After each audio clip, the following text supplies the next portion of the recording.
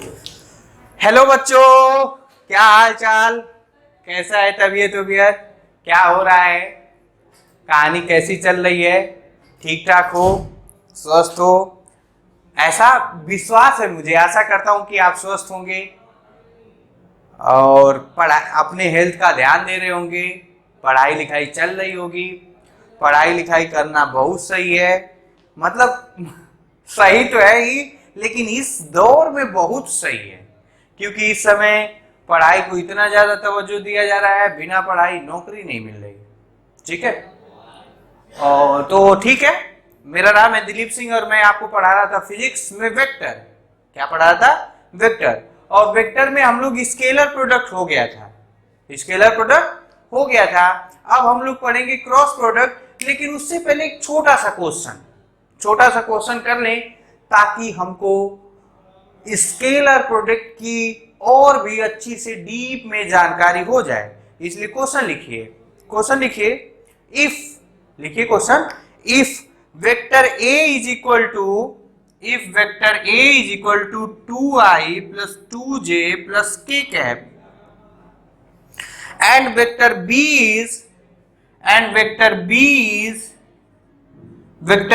is minus i plus j plus 2k cap बच्चे, and vector c is 3i plus j। इतना गुण तो detail में दिया कि एक वेक्टर ये है, एक वेक्टर ये है, ये वेक्टर ये है। अब क्वेश्चन क्या है? Such that a lambda b is perpendicular to vector c, then find the value of lambda,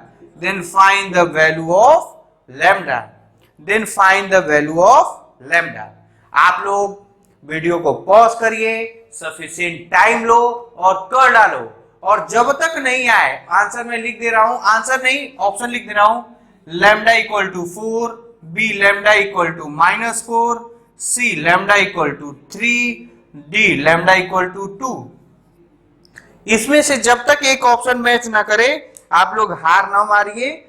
हार मानना ही जिंदगी की सबसे बड़ी दुखद स्थिति हो जाती है। आपका क्या हो जाता है? दुखद स्थिति। इसलिए आप लोग वीडियो को पॉज करिए, सफिशिएंट टाइम लीजिए और कर डालिए। ओके, मैंने माना कि आपने सफिशिएंट टाइम लिया और कर डाला। अब मैं करने जा रहा हूं, तो करते हैं। ठीक है, डस्टर। अब मैं करने जा रहा हूं, तो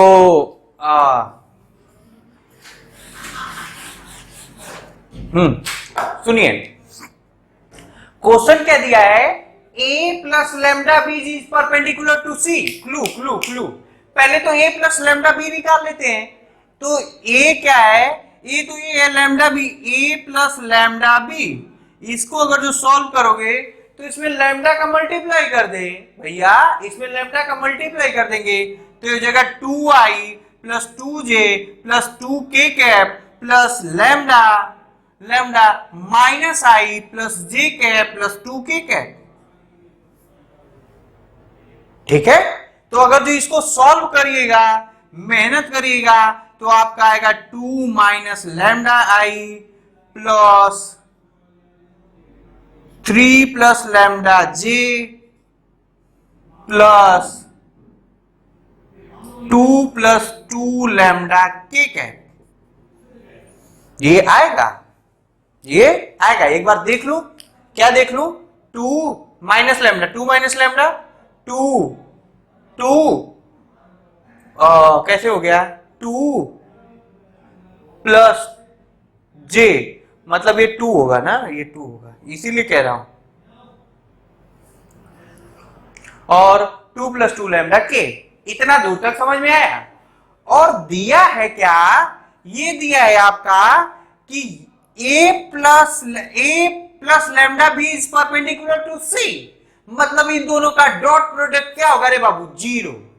ए plus lambda B dot C is equal to क्या होगा, जीरो होगा।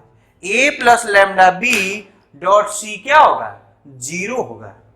इस बस कर देते हैं यार, यहां पे अगर जो सी लिख दो, यहां पे वेक्टर सी लिख दो, तो सी का क्या वैल्यू दिया है, यहां से देख लेते हैं।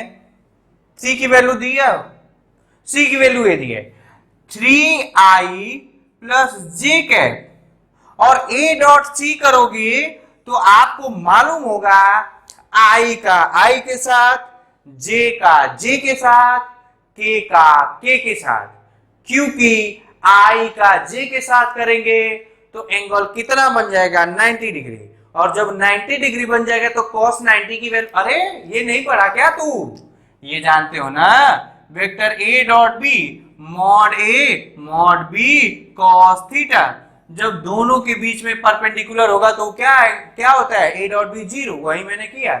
तो आई का आई के साथ करोगे तो हो जाएगा, कितना हो जाएगा 3 2 minus lambda i dot i हो जाएगा 1 plus 2 plus lambda into 1 is equal to 0, is equal to 0। ये किसकी वैल्यू मैंने लिखा, A plus lambda B dot C की वैल्यू, और ये दिया है, क्या दिया है, दोनों क्या है, परपेंडिकुलर। पर इफ टू वेक्टर को लिखा था, if two vector quantity are perpendicular to each other, then their dot product is zero, then their dot product is zero। बस इसकी वैल्यू जीरो, आ गया अपना लैम्डा, अपना लैम्डा आ गया। ये कितना हो जाएगा, ये हो जाएगा 6 minus 3 lambda, 6 minus 3 lambda plus 2 plus lambda is equal to 0। ये हो जाएगा 4 लैम्डा, 4 लैम्डा नहीं 2 लैम्डा, कितना 2 लैम्डा, ये हो जाएगा 8 माइनस 2 लैम्डा इक्वल टू 0। मेहनत करिएगा तो लैम्डा की वैल्यू आएगी 4, लैम्डा की वैल्यू आएगी 4। ठीक है, आपको कंसेप्ट आनी चाहिए थी, तब आप वो कर पाते सही से। ठीक है, तो ये क्वेश्चन बहुत इंपॉर्टेंट भी था, अच्छा भी था, आपको समझ, आपके पूरे अंडरस्टैंडिंग लेवल को थोड़ा साफ करना था। अब हम लोग बढ़ते हैं वेक्टर प्रोडक्ट की तरफ, किसके तरफ, वेक्टर प्रोडक्ट की तरफ। किसको पढ़ते, वेक्टर प्रोडक्ट की तरफ।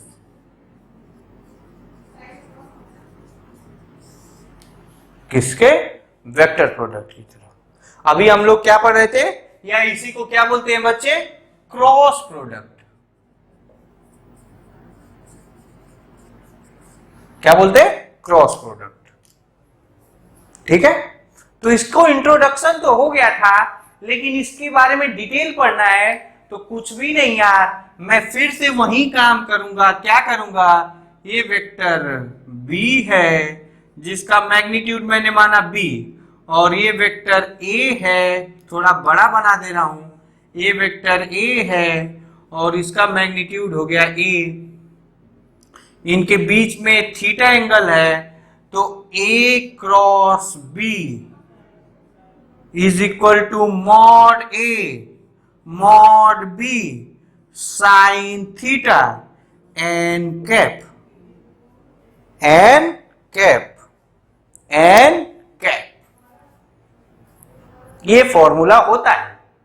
अभी देखेंगे डिटेल में। ये क्या है, ये क्या है, ये है मैग्नीट्यूड। क्या है, मैग्नीट्यूड। क्या है, मैग्नीट्यूड। और ये बेटा यूनिट वेक्टर है। क्या है, यूनिट वेक्टर। और जब यूनिट वेक्टर है तो आपको मालूम होगा, यूनिट वेक्टर मैं पढ़ाया था, it gives the idea about the direction. तो ये क्या है, यूनिट वेक्टर जो किसका आइडिया देता है, gives idea about direction, gives idea about direction, gives idea about direction.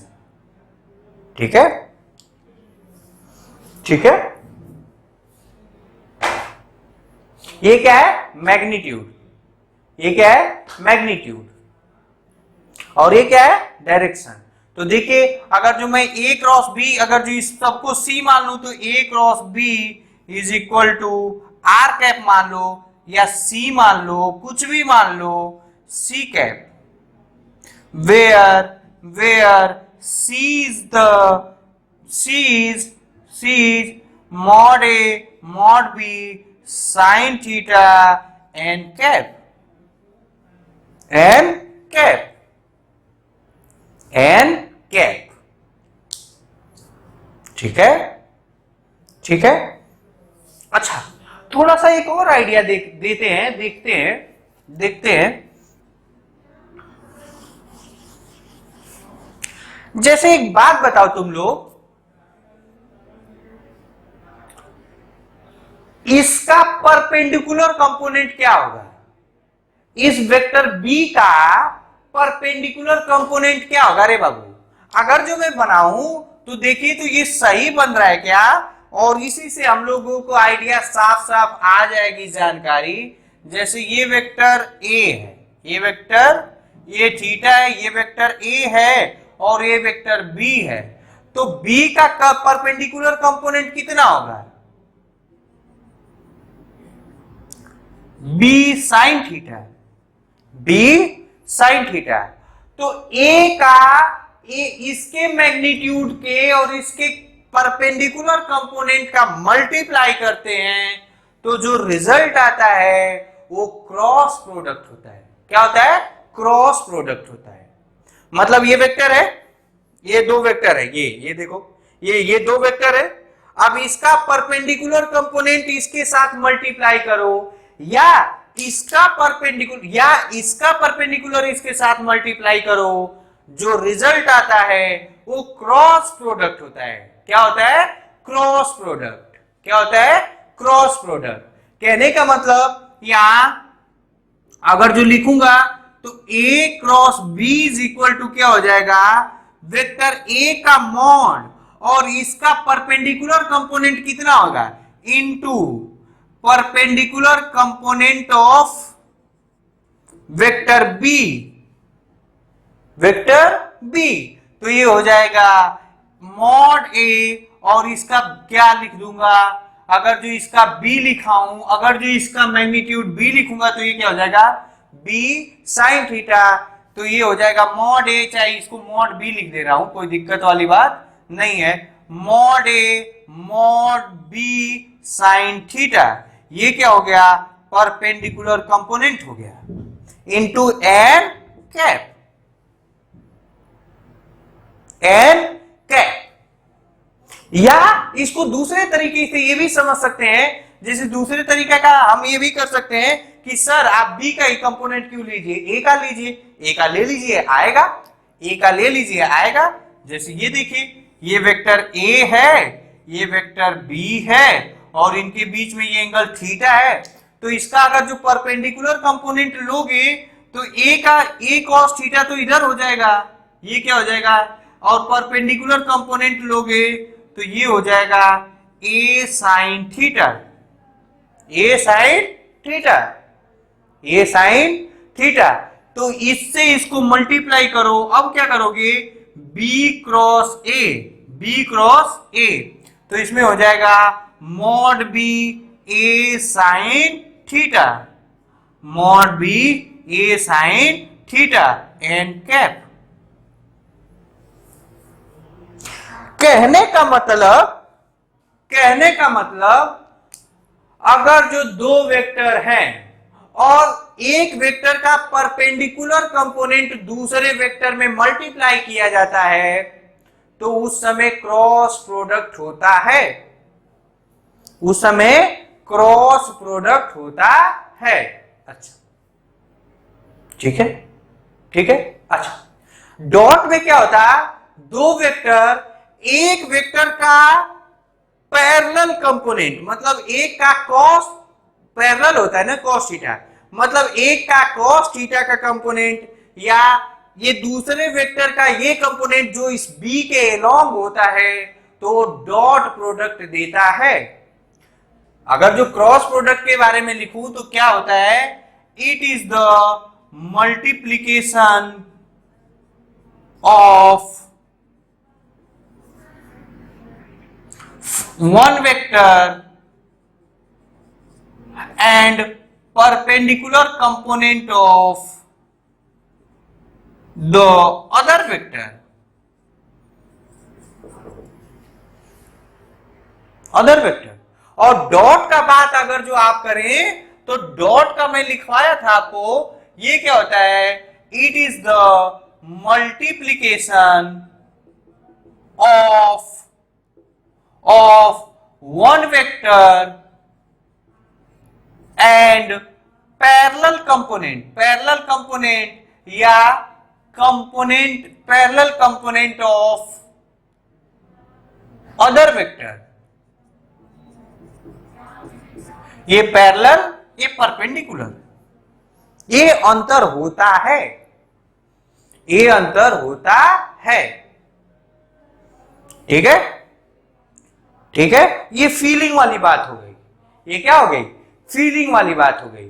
कहने का मतलब आज के बाद कभी भी अगर जो, इसको उतार लीजिएगा, कभी भी फिजिक्स में दो क्वांटिटी का मल्टीप्लाई हो और उन दोनों का पैरेलल, एक कंपोनेंट और दूसरा परपेंडिकुलर कंपोनेंट मल्टीप्लाई हो, तो वहां पे वेक्टर प्रोडक्ट होगा, वहां पे वेक्टर प्रोडक्ट होगा। जैसे एग्जांपल में मैं बताऊं, एग्जांपल में आप लोग 9th क्लास में पढ़ेंगे टॉर्क, तो टॉर्क का क्या होता है, R cross F, R cross F. और कुछ पता नहीं, आप जानते होंगे कि नहीं, इसलिए मैं ज्यादा एग्जांपल नहीं ले रहा हूं। टॉर्क का आपका एक बार आया था, 9th क्लास में पढ़ेंगे, 8th क्लास में पढ़ेंगे, जो किसी को घुमाने के लिए हेल्प करता है। एक फोर्स होता है जो किसी को आगे बढ़ने के लिए हेल्प करता है, एक अलग भी इफेक्ट होता है जो किसको क्या करता है, घुमाने में हेल्प करता है। क्या करता है, घुमाने में हेल्प करता है। ठीक है, ठीक है, आर क्रॉस एफ। अच्छा सर, ठीक है, इतना सब कुछ तो जान गए। अब थोड़ा सा डायरेक्शन अगर जो बता देते आप तो अपना काम हो जाता।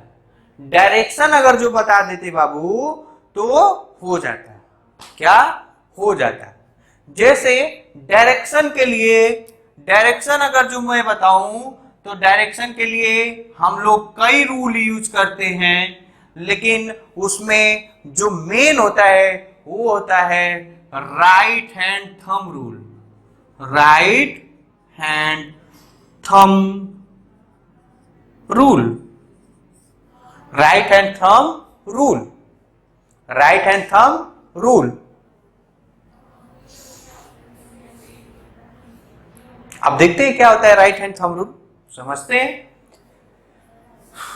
जैसा कि बोला गया राइट हैंड, मतलब अपने को कौन सा लेना है, राइट हैंड। कौन सा लेना है, राइट हैंड। ये आपको मेरा लेफ्ट दिख रहा होगा लेकिन ये राइट है, आप अपना right. Right hand thumb rule, right hand thumb rule. तो हम लोगों को पहला पॉइंट क्या है, हम लोगों को क्या लेना है, राइट हैंड लेना है, राइट हैंड लेना है रे भैया, राइट हैंड लेना है। और ये मान लो कि ये ए क्रॉस बी, राइट हैंड लेना है। दूसरा, इसमें ध्यान से सुनिएगा, जो पहले लिखा रहता है उसको फर्स्ट वेक्टर कहते हैं, जो दूसरे पे लिखा रहता है उसको सेकंड वेक्टर कहते हैं हमेशा। ये तो कहोगे सर एक बात बताइए, इसमें कौन सी बड़ी बात है, लेकिन बड़ी बात हो जाती है जब आप ए क्रॉस बी करेंगे और बी क्रॉस ए करेंगे तो आंसर सेम नहीं आएगा। उसी को देखेंगे, इसको बोलते हैं फर्स्ट वेक्टर, इसको बोलते हैं सेकंड वेक्टर। इसको क्या बोलते हैं, इसको बोलते हैं फर्स्ट वेक्टर और इसको बाबू बोलते हैं सेकंड वेक्टर, इसको बोलते हैं सेकंड वेक्टर। अब हम लोगों को करना क्या है, राइट हैंड ले लिया, ये ये 4 फिंगर है ना, ये 4 फिंगर को फर्स्ट वेक्टर पे रख लेते हैं। 4 फिंगर्स को फर्स्ट वेक्टर पर रख लेंगे। 4 फिंगर को मतलब इसको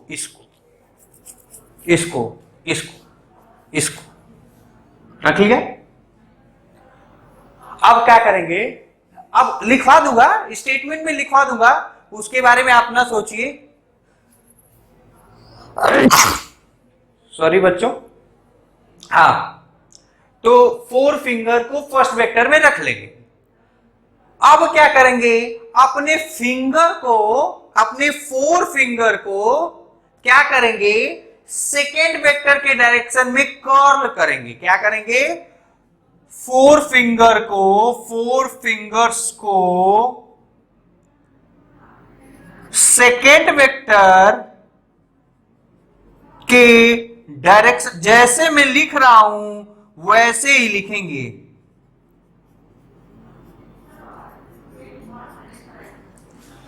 कर्ल करेंगे। तो फोर्थ क्या होगा, फोर्थ थंब डायरेक्शन देगा। क्या देगा, डायरेक्शन देगा। ये 4 स्टेप आप लोग लिख लीजिए। ये मोस्ट इंपॉर्टेंट, मोस्ट मतलब कितना बार, 100 टाइम्स मोस्ट। आपको यहां ये वेक्टर प्रोडक्ट की कहानी हो गई। वेक्टर प्रोडक्ट अगर जो आप अच्छे से समझ गए तो आप रोटेशनल मोशन खूब अच्छे से कर ले जाएंगे और मैग्नेटिज्म अच्छे से कर ले जाएंगे। मतलब आप वहां पे आपका अंडरस्टैंडिंग लेवल बहुत ज्यादा अच्छे से होगा, जहां पे वेक्टर प्रोडक्ट इन्वॉल्व होगा या वेक्टर क्वांटिटी रिलेटेड होगा। और सही बात बताऊं तो फिजिक्स में ज्यादातर अपने को वेक्टर क्वांटिटी से डील करना है, इसलिए वेक्टर प्रोडक्ट का एक एक कंसेप्ट अच्छे से आपको आना चाहिए। वेक्टर प्रोडक्ट का एक एक कंसेप्ट आपको अच्छे से आना चाहिए, अच्छे से आना चाहिए। इतना दूर हो गया, इतना दूर सेफ हो। अभी लिखवा लूंगा, स्टेटमेंट में लिखाऊंगा, पहले ये समझिएगा। थंब क्या देगा, डायरेक्शन। अब देखो मैं यहां पे देखने की कोशिश करता हूं, जैसे यहां देखिए, यहां पे मान लीजिए ये वेक्टर ए है और ये वेक्टर बी है। मतलब ये वेक्टर बी है और ये वेक्टर ए है और अपने को निकालना है A cross B. A cross B, mod A mod B sine theta और एन कैप की जगह देखो लिखेंगे। देखो पहले करना क्या है, इधर देख, पहले राइट हैंड लेंगे, पहले देखेंगे राइट हैंड ले लिया। राइट हैंड के 4 फिंगर को, ये 4 फिंगर ले लिया, 4 फिंगर को फर्स्ट वेक्टर पे रखेंगे। रख दिया मैंने, यही तो फर्स्ट वेक्टर है, रख दिया। और सेकेंड वेक्टर के डायरेक्शन में कर्ल करेंगे रे बाबू, सेकेंड वेक्टर के। तो देखो ऐसे कर्ल किया, देखो ये अंगूठा किधर को आया, बाहर की तरफ। अंगूठा किधर आया, बाहर की तरफ। तो यहां पे क्या हो जाएगा, डायरेक्शन के नाम पे हम लोग क्या लिख देंगे, आउटवर्ड। अच्छा, इसी तरह अगर जो बाबू जैसे ये है सेम वही बना रहा हूं, ए और ये थीटा है, ये वेक्टर बी है और बी क्रॉस ए करना है।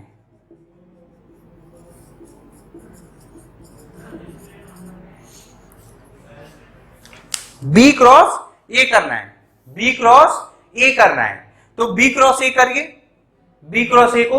तो देखिए पहले क्या करेंगे, पहले अपने राइट हैंड को लेंगे, फर्स्ट वेक्टर पे रख लिया मैंने, रख लिया। अब मुझे कर्ल किधर करना है, सेकेंड वेक्टर पे। लेकिन ये उंगली तो देखो ऐसे होगा, ऐसे हो रहा है। तो मैं क्या करूंगा, मैं देखो उल्टा रख लिया। मैंने क्या कर लिया, उल्टा ऐसे रख लिया। और देखो इसको कर्ल किया तो ये अंदर की तरफ जा रहा है। देखो ये देखो, यहां रखा, इसको कर्ल किया, अंगूठा किधर जाएगा, अंदर की तरफ। देखो ये देखो अंदर की तरफ। तो इसमें डायरेक्शन क्या हुआ, इनवर्ड। इसमें डायरेक्शन क्या हुआ, इनवर्ड। इनवर्ड क्या हुआ, इनवर्ड।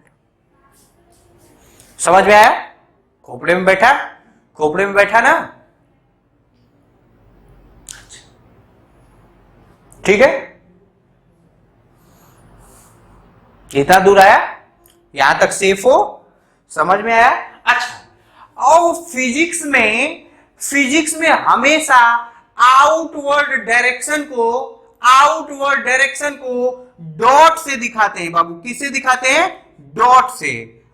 थोड़ा देख लू इधर दिख रहा है कि नहीं, अपने बच्चों को दिख रहा है। आउटवर्ड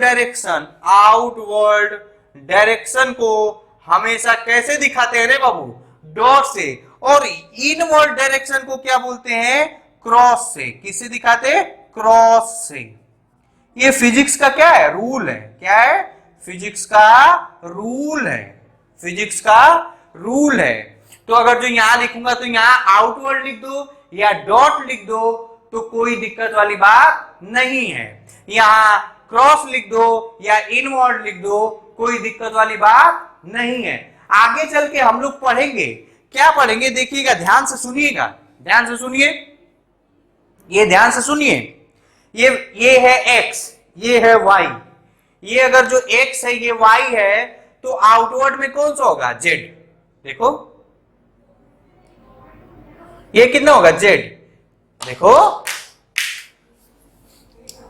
देखो यहां देखो, ये हो गया x, ये हो गया y, तो ये देखो ये हो गया z। ये क्या है, z। या इधर करें तो क्या हो जाएगा, z। इधर क्या होगा, z। तो आउटवर्ड और इनवर्ड को हम लोग k से भी डिनोट करते हैं। किससे करते हैं, k। अगर जो आउटवर्ड है तो यहाँ k कैप लिख सकते हो, और इनवर्ड है बेटा तो माइनस k कैप लिख सकते हो।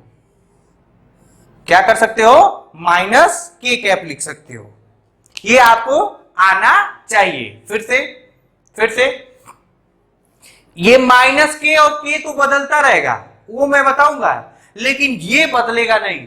आउटवर्ड है तो डॉट और इनवर्ड है तो cross.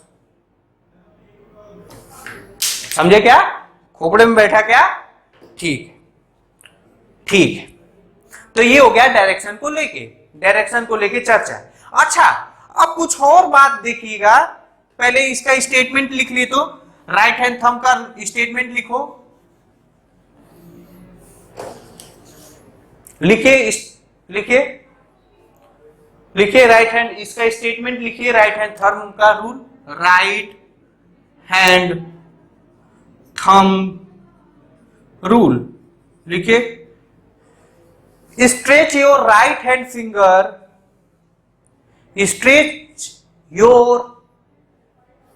stretch your right hand fingers, forefinger, in the direction of first vector.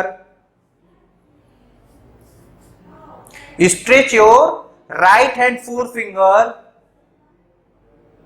stretch का मतलब पुट, रखना। Stretch your right hand forefinger in the first vector and curl the finger in the direction of second vector.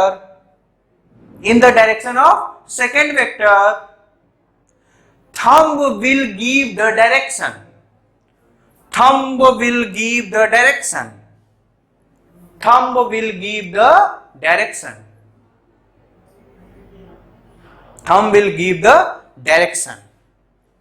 अच्छा, thumb will give the direction। अच्छा ठीक है sir, इतना सब कुछ तो समझ में आ गया। अब थोड़ी सी कहानी और करेंगे, थोड़ा सा और कहानी समझेंगे। देखो, क्या अगर जो मैं बोलूं, क्वेश्चन अगर जो मैं बोलूं रे बाबू कि is A cross B is equal to B cross A, is क्या A cross B is equal to B cross A? मतलब A का B में मल्टीप्लाई करो वेक्टर का, और B में A का मल्टीप्लाई करो वेक्टर, क्या सेम होगा? तो आप कहेंगे नहीं, आप कहेंगे नहीं। क्यों भैया? क्योंकि वेक्टर में अपने को डायरेक्शन भी लेना है। क्या लेना है? डायरेक्शन भी लेना है। देखिए ए क्रॉस बी का डायरेक्शन मैग्नीट्यूड तो सेम आ रहा है। देखिए यहां पे भी ये मैग्नीट्यूड है, मैग्नीट्यूड सेम है, मैग्नीट्यूड ये भी मैग्नीट्यूड, मैग्नीट्यूड तो सेम होगा लेकिन डायरेक्शन अलग अलग होगा। डायरेक्शन क्या होगा? अलग अलग। डायरेक्शन क्या होगा? अलग अलग। तो मैं ये कह सकता हूं पहला point, A cross B is not equal to B cross A. A cross B is not equal to B cross A. But इसका मैग्नीट्यूड और इसका मैग्नीट्यूड दोनों का क्या होगा? सेम। इसका मतलब but magnitude of A cross B, देख तो मैग्नीट्यूड मॉड में डाल दिया तो क्या होगा? Magnitude. But magnitude of A cross B is equal to magnitude of B cross A. बड़ा स्टेटमेंट, फिजिक्स के वजह का बड़ा statement. A cross B is not equal to B cross A, लेकिन इन दोनों का मैग्नीट्यूड क्या होगा? सेम। दोनों का मैग्नीट्यूड क्या होगा? सेम। दोनों का मैग्नीट्यूड क्या होगा? सेम। दोनों का मैग्नीट्यूड क्या होगा? सेम। ठीक है, इतना दूर तक सेफ हो? अच्छा, एग्जांपल में देख लो। जैसे एग्जांपल में मान लो ए वेक्टर ए है 2, वेक्टर बी है मान लीजिए 10, और इनके बीच का एंगल कितना है? एंगल मान लो 30 degree. Find A cross B and B cross A. B cross A, B cross A. Solve करिए, सॉल्व करिए।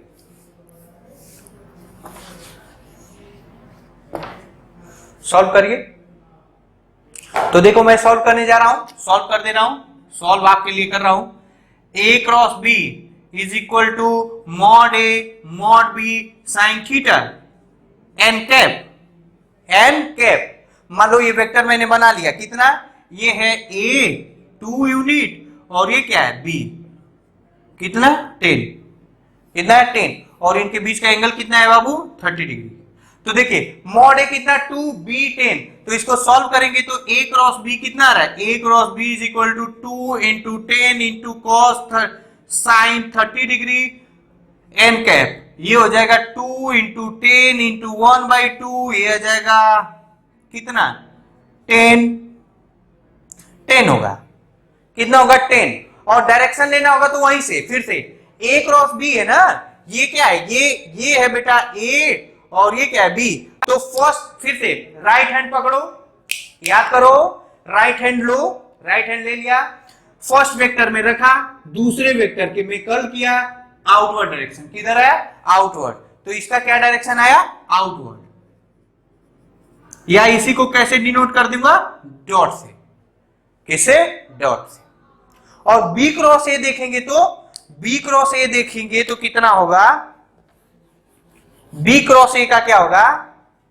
B cross A is equal to mod B mod A sine theta N cap. Mod B कितना? 10। ये कितना? 2 into 1/2 N cap. 2 से 2 cancel, ये कितना आ गया? 10। लेकिन अब बी क्रॉस ए करना है तो फिर से वही काम करेंगे। क्या करेंगे? फर्स्ट वेक्टर में रखेंगे, इसमें देखो ये अंदर गया, किधर गया? अंदर। किधर गया? अंदर। इसका डायरेक्शन क्या हो गया? इनवर्ड।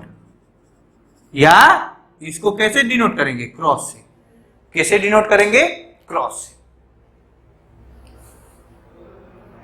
तो देखो दोनों का मैग्नीट्यूड क्या है? सेम। मैग्नीट्यूड क्या है? सेम।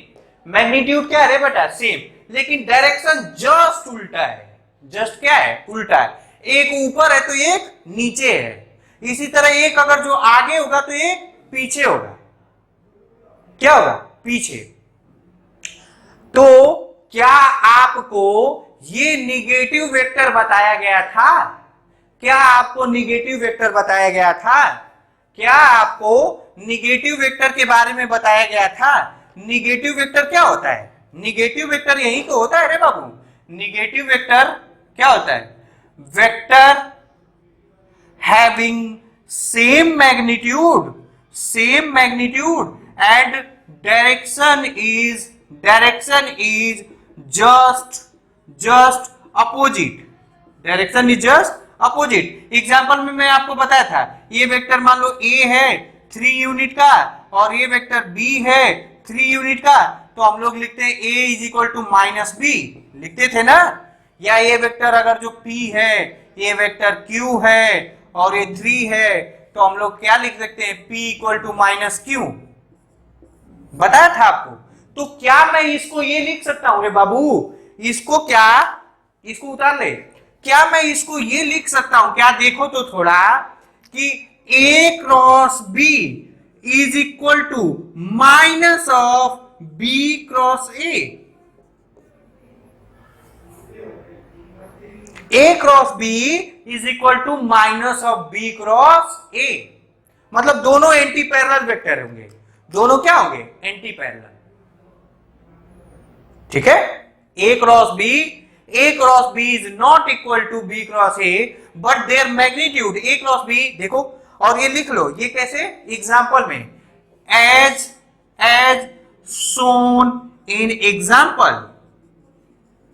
ये देखिए, ये एग्जाम्पल में बताया गया है, एग्जाम्पल में बताया गया है। ठीक है, आ रहा है? तो आज का लेक्चर बहुत इंपॉर्टेंट होने वाला है। अभी काफी कुछ है, हम लोग बात कर सकते हैं। मिटा रहा मैं।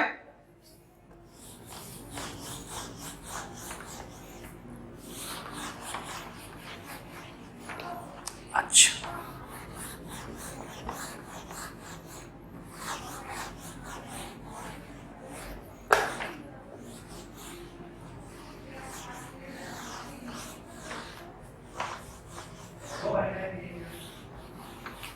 अब देखिए, अब कुछ और बताता हूं ना, कुछ समझिएगा। जैसे मान लो ये वेक्टर A है, ये वेक्टर B है और ये वेक्टर आपका A है।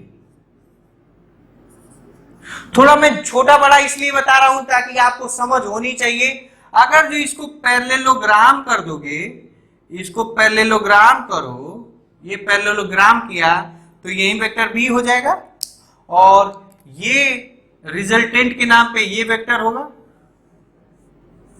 ये R is equal to vector A plus vector B होगा और इसके डायगोनल, अपोजिट डायगोनल से मिलाएंगे तो ये क्या हो जाएगा? R is equal to vector A minus vector B। Vector A minus vector B। और देखो, इसको मैं अगर जो ठीक ठाक बना दूं तो ये भी ऐसे ही बन जाएगा, कोई दिक्कत वाली बात नहीं। ठीक है, ये वेक्टर B है, ये वेक्टर A है। अच्छा, इनका क्रॉस प्रोडक्ट किधर होगा रे बाबू?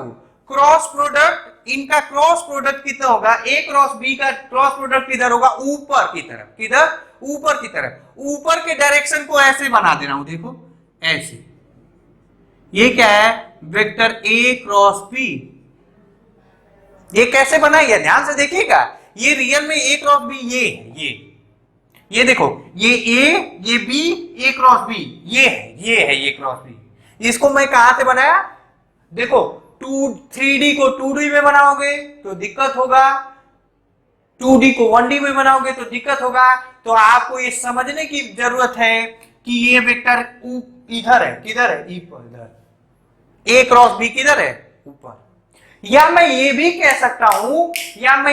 सकता हूं कि A क्रॉस B इस प्लेन के बाहर है। ये पूरा बोर्ड क्या है? एक प्लेन है। क्या है? प्लेन है। इसी में वेक्टर A है, इसी में वेक्टर B है। देखिएगा, ध्यान से सुनिएगा, इसी में वेक्टर A है, इसी में वेक्टर B है, इसी प्लेन में ही वेक्टर R है, इसी प्लेन में ही वेक्टर R माइनस B है, लेकिन प्लेन के परपेंडिकुलर A क्रॉस B है। ए क्रॉस बी है। ए क्रॉस बी हमेशा प्लेन के क्या होता है, परपेंडिकुलर होता है। ये मैं बताना चाह रहा था और ये आपको समझने की जरूरत थी। फिर से ए का, ए और बी बोर्ड में है, बोर्ड के प्लेन में है। आर भी, ए प्लस बी भी क्या है, बोर्ड के प्लेन में ही है। देखो देखो, ए माइनस बी भी किस में, बोर्ड के प्लेन में ही है। लेकिन ए क्रॉस बी बोर्ड के प्लेन के आउटवर्ड है या इनवर्ड है। क्या है, इनवर्ड। अगर जो नोट में मैं लिखूं बाबू, तो नोट में ये लिख सकता हूं, देखिए नोट में लिख सकता हूं vector A, vector B, vector A plus B, vector A minus B are in same plane.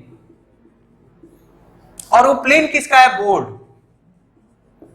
किसमें है, सेम प्लेन में या प्लेन में। But but but but vector A cross B is not in plane. It is perpendicular to the plane। Plane के क्या है, perpendicular है। Plane के क्या है, परपेंडिकुलर। प्लेन के क्या है, परपेंडिकुलर है। तो अब देखिए, ध्यान से सुनिएगा और बताइएगा। क्या मैं बोलूं, क्या बोलूं, जैसे ए क्रॉस बी को मैं ले लिया, क्या ले लिया, सी ले लिया। Let A cross B is equal to C. A cross B की और क्या ले लिया, सी। तो क्या ये वेक्टर सी, ये सी वेक्टर है, मान लो सी वेक्टर मान लिया। अच्छा, अब पूछ रहा हूं, क्या सी वेक्टर ए के परपेंडिकुलर है? क्या सी वेक्टर, ये देखो, ये वेक्टर ए क्रॉस बी है और ये क्या है, वेक्टर। क्या सी वेक्टर, क्या सी वेक्टर ए के परपेंडिकुलर है? क्या सी वेक्टर ए बी के परपेंडिकुलर है? क्या C vector A plus B के परपेंडिकुलर है? क्या C vector A minus B के परपेंडिकुलर है? बल्कि जो ए क्रॉस बी है वो उन सारे वेक्टर के परपेंडिकुलर होगा जो उस प्लेन में होगा, रे बाबू। खोपड़े में बैठ रहा है, मतलब बड़ा स्टेटमेंट। मैं साइंस की वजह से, साइंस के जगत में ये बड़ा स्टेटमेंट लिखने जा रहा हूं। क्या ए क्रॉस बी या इसी को लिख देता हूं vector C is perpendicular to A. First, vector C is perpendicular to B. Vector C is perpendicular to A plus B. Vector C is perpendicular to A minus B। और एक बात बताओ, अगर जो मैं यहां 3A और 2B लिखूंगा, यहां 3A यहां 2B लिखूंगा, तो 3A और 2B तो उसी प्लेन में होगा। तो vector C is perpendicular to NA plus MB।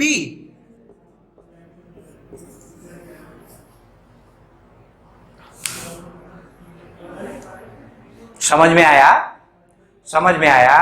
Vector C perpendicular to A, vector C perpendicular to B, vector C perpendicular to A plus B, vector C perpendicular to A minus B. देखो ये इस plane में है और ये इस plane में है। दोनों के बीच में एंगल कितना, इसको यहां शिफ्ट कर लेना। दोनों के बीच में एंगल कितना 90 डिग्री। दोनों के बीच में क्या, 90 डिग्री। अगर जो 90 डिग्री है, ये लिख लीजिएगा, अगर जो 90 डिग्री है तो ये बताइए सी डॉट ए क्या होगा रे बाबू, 0। सी डॉट ए क्या होगा, 0। सी डॉट बी क्या होगा, 0। C dot A plus B क्या होगा, 0। क्यों? क्योंकि जब दो वेक्टर क्वांटिटी आपस में परपेंडिकुलर होते हैं तो उनका डायरेक्शन क्या होता है, उनका डॉट प्रोडक्ट 0 होता है। मतलब मैं ये लिख सकता हूं,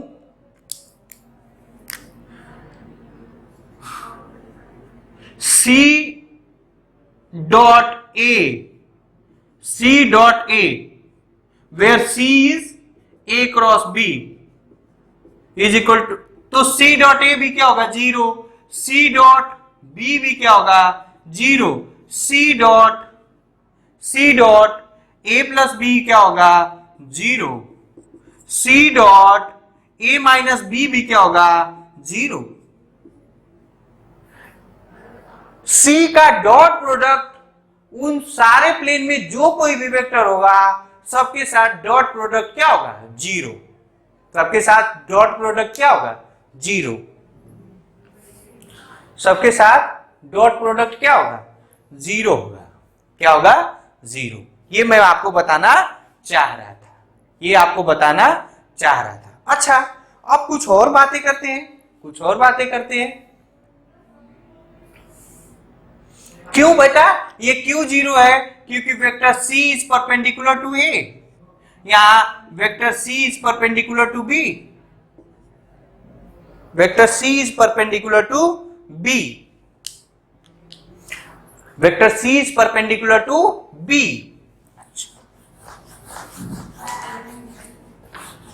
दो कंसेप्ट सिखाया, एक कंसेप्ट ये मान लेना और ये कंसेप्ट ये, और थर्ड कंसेप्ट हम लोग सीखने जा रहे हैं cross product of self vector.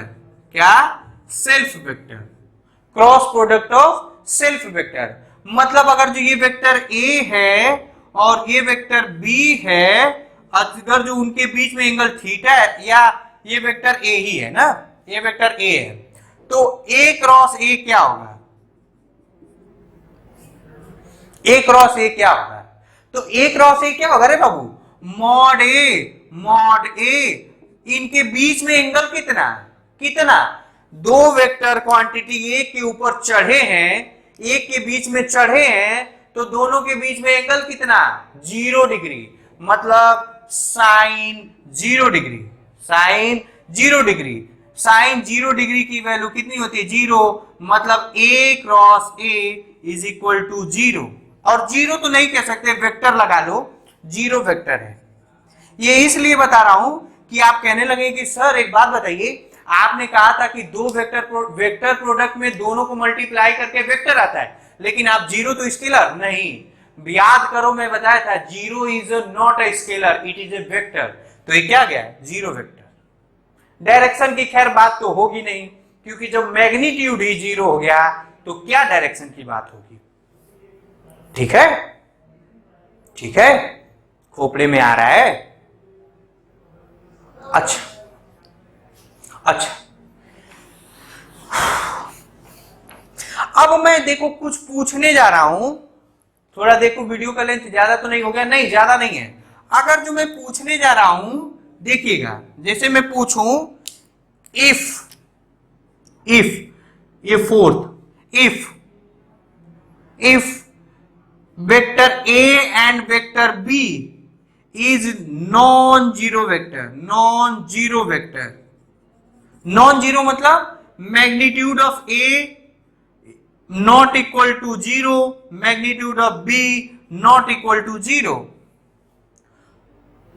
And A cross B is equal to 0, A cross B is equal to 0, तो क्या समझेंगे? तो ये इसका मतलब ये हुआ कि A cross B is equal to 0, यानी mod A mod B sine theta is equal to 0, mod A mod B sine theta equal to 0। अब देखिए, ये तो 0 है नहीं, A भी 0 है नहीं, इसका मतलब ये अगर जो क्वांटिटी 0 है तो साइन थीटा भी क्या होना चाहिए? 0। और जब साइन थीटा 0 है तो थीटा की वैल्यू कितनी होगी? 0 चाहे 180। ये भी बात याद रखेंगे। साइन बताया था आपको, याद रख लीजिए, साइन 0 की वैल्यू 0, साइन 180 डिग्री की भी वैल्यू क्या होती है? 0। इसका मतलब कि दोनों के वेक्टर के बीच में एंगल कितना है रे बाबू? दोनों वेक्टर के बीच में एंगल या तो 0 डिग्री है या तो 180 डिग्री है, मतलब दोनों वेक्टर या तो पैरेलल वेक्टर होंगे या दोनों एंटी पैरेलल वेक्टर होंगे। मतलब इसका कंक्लूजन ये निकला कंक्लूजन ये निकला कि vector A is parallel to vector B और vector A is anti parallel to vector B. ये याद रखेंगे, जब दो वेक्टर क्वांटिटी का क्रॉस प्रोडक्ट लिख लो, जब दो वेक्टर क्वांटिटी का क्रॉस प्रोडक्ट 0 होता है तो वो दोनों वेक्टर क्वांटिटी आपस में पैरेलल होंगी या एंटी पैरेलल होंगी। क्या होंगे? Anti parallel. ठीक है, I think it is sufficient in this lecture. Next we will understand that how to calculate. हम लोग न्यूमेरिकल एस्पेक्ट को देखेंगे। तब तक के लिए आप लोग पढ़ाई करते रहिए। Thank you very much.